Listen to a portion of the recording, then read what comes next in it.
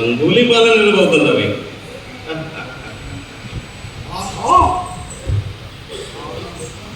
ತೀವ್ರವಾಗಿ ಬೆಂದುತ್ತಿದೆ. ಈ ಸನ್ಯಾಸಿಯನ್ನ ಕೈಗೆ ಎಟಗುತ್ತಿಲ್ಲವಲ್ಲ. ಏನು ಮಾಡಲಿ, ಏನು ಮಾಡಲಿ?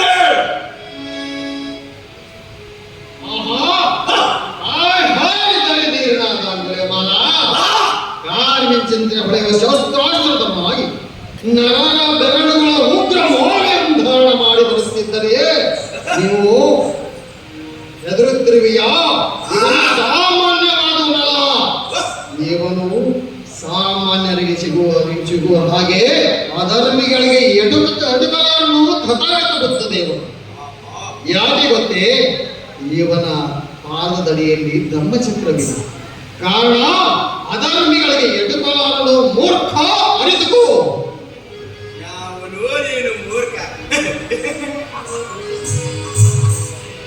ಇವನನ್ನು ಹೇಗೆ ಪರಲೋಕಕ್ಕೆ ಕಳಿಸಬೇಕೆಂದು ನನಗೆ ಚೆನ್ನಾಗಿ ಗೊತ್ತಿದ್ದರೆ ನೀನು ಬಾಯಿ ಮುಚ್ಚಿಕೊಂಡಿರಪ್ಪ.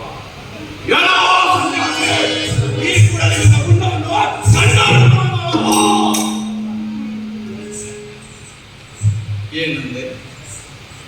ನಾನು ನಡೆಯುತ್ತಿರುವೆನೆ, ಇಲ್ಲವಲ್ಲ ನಾನು ನಿಂತೇ ಇರುವೆನು.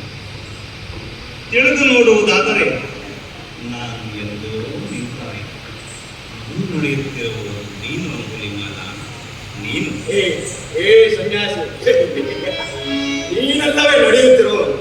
ನಗಬೇಕು ಅಳಬೇಕು ನನಗೆ ಅರಿಯದಾಗಿದೆ. ಅಂದುಕೊಂಡಿದ್ದು ಮತಿಹೀನನಾಗಿರುವ ಹುಚ್ಚ ಸನ್ಯಾಸಿ. ಈ ಕೂಡಲೇ ನಿನ್ನ ರುಂಡ